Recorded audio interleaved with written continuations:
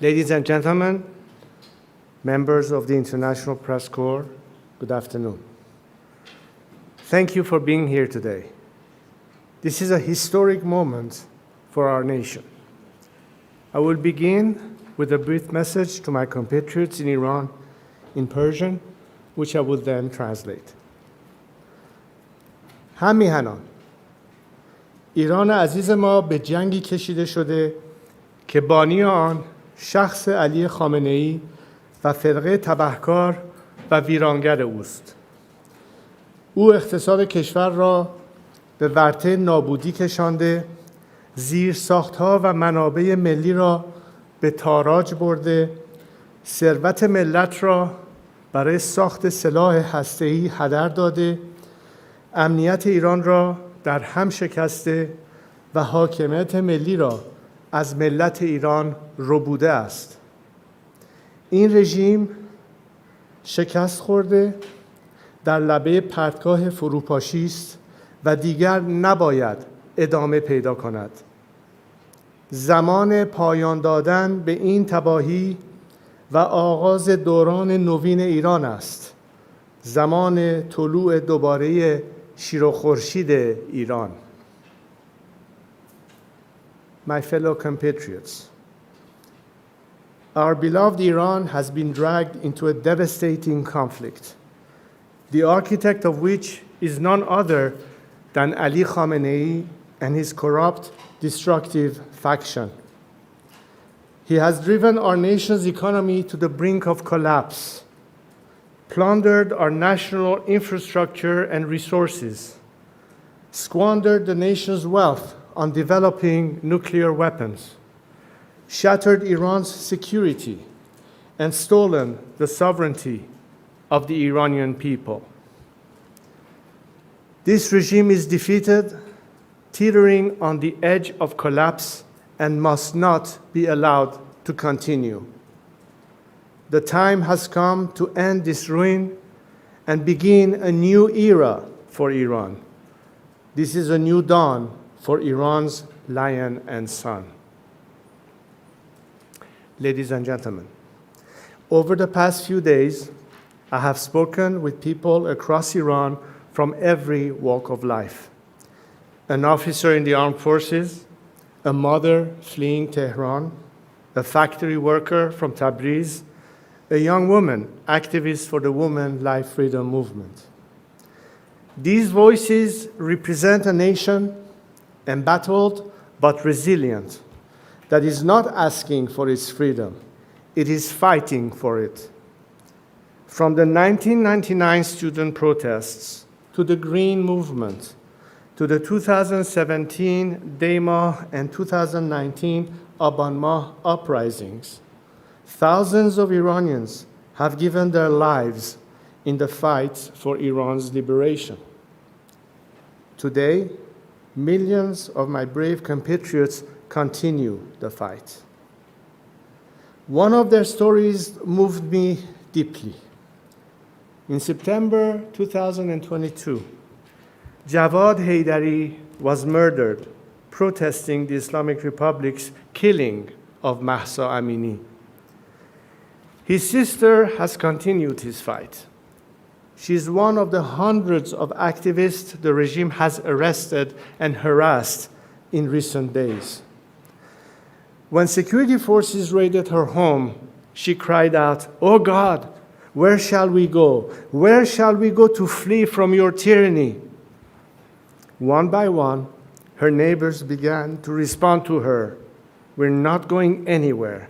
They," meaning the regime, "are the ones who've got to go." These words echo in my heart and should echo in every corridor of power around the world. Today, it is clearer than ever. The Islamic Republic is collapsing. Credible reports indicate that Ali Khamenei's family and the family of senior regime officials are making preparations to flee Iran. The regime is on its last legs in towns and cities across the country. The military is fractured. The people are united. The foundation of this 46-year tyranny are shaking. This is our Berlin Wall moment. But like all moments of great change, it comes fraught with danger. We stand at a crossroads. One road leads to bloodshed and chaos, the other to a peaceful and democratic transition. The difference in these two roads depends on one factor, and one factor alone: whether the current regime in Iran is allowed to survive. If the West throws the regime a lifeline, there will be more bloodshed and chaos, because this regime will not submit or surrender after it has been humiliated. It will lash out. As long as it is in power, no country and no people are safe, whether on the streets of Washington, Paris, Jerusalem, Riyadh, or Tehran. There is only one way to achieve peace: a secular, democratic Iran. I am here today to submit myself to my compatriots, to lead them down this road of peace and democratic transition. I do not seek political power, but rather to help our great nation navigate through this critical hour towards stability, freedom, and justice. To the people of Iran, I see your courage, I feel your pain.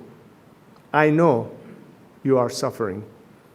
I know many of you are afraid for your loved ones, your children, your future. So I speak to you today with a heavy heart. I worked for years, for decades, so that the scourge of war would never reach the borders of our land. Seeing the images of the people of Tehran forced to flee our beautiful capital, the explosions in Isfahan, the fires along the Persian Gulf, all fill me with pain.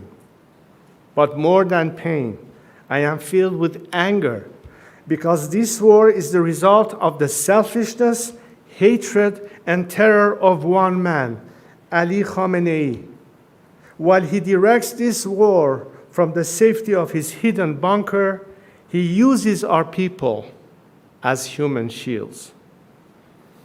It is time to end the suffering. So today, I have a direct message for Ali Khamenei. Step down, and if you do, you will receive a fair trial and due process of law, which is more than you have ever given any Iranian. To other senior regime officials, those of you whose hands are soiled with the blood of the Iranian people, you too will have to face justice. But we will not repeat the mistakes in other failed transitions. To those of you who are loyal to the Iranian nation and not the Islamic Republic, there is a future for you in a democratic Iran, if you join the people now. The choice is yours to make. I know these officers, these soldiers, these brave men exist because they are reaching out to me and telling me they want to be part of this national salvation. But now, greater coordination is needed.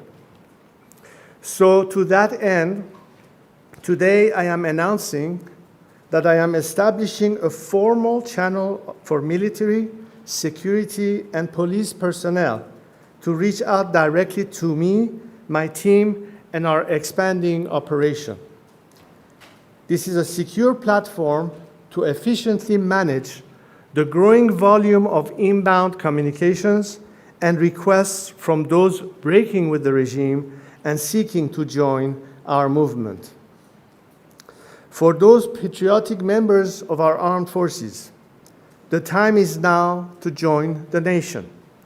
If you do, I will make sure your service to Iran is not forgotten and is celebrated. To the international community, now is the moment to stand with the Iranian people. Do not repeat the mistakes of the past. Do not throw this regime a lifeline.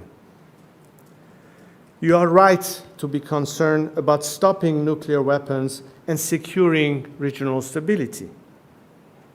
Only a democratic transition in Iran can ensure these goals are achieved and are lasting. Take, for example, the destruction of Natanz, Isfahan, and Fordo enrichment facilities.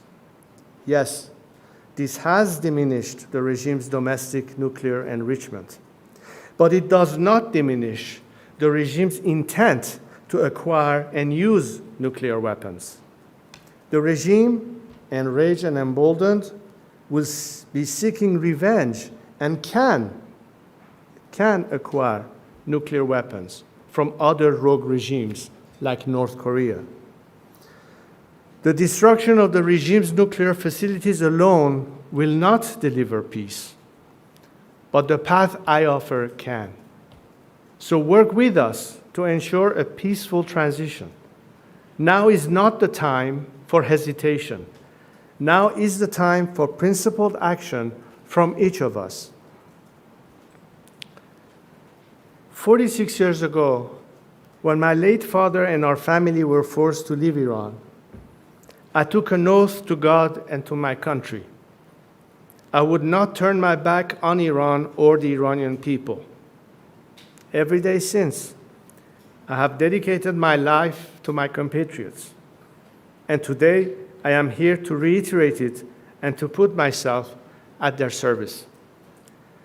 I am stepping forward to lead this national transition, not out of personal interest, but as a servant of the Iranian people. I have a clear plan for transition and national renewal.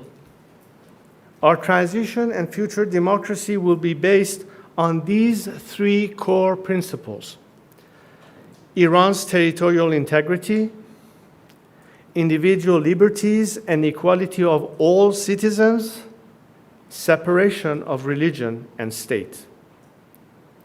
The final form of this future democracy we seek will be for the Iranian people to decide in a national referendum.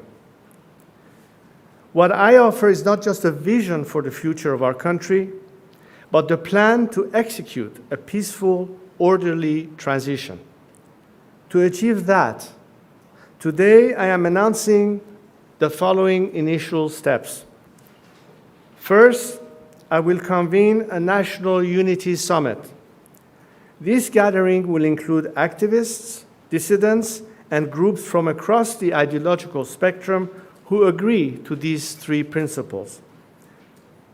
It will not be limited just to political groups, but business leaders, professionals, experts, and other groups with influence across Iranian society. This summit's objective will be to agree on a roadmap for democratic transition and reconstruction. Second, in parallel to the democratic process, I am developing an economic plan to rebuild Iran. We have already launched the Iran Prosperity Project, a comprehensive plan for the economic reconstruction and social stabilization of our country in 3 phases.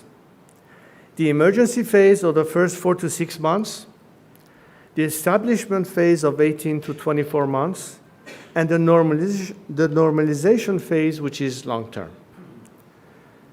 In the coming days, my team of experts will publish the plans for the first 100 days after the collapse of the Islamic Republic based on this work. We are bringing together some of the world's greatest investors, builders, entrepreneurs, and experts who care about Iran and see its immense potential. They stand ready to put in the expertise, the talent, and the capital to rebuild our nation and turn it into one of the world's most attractive markets.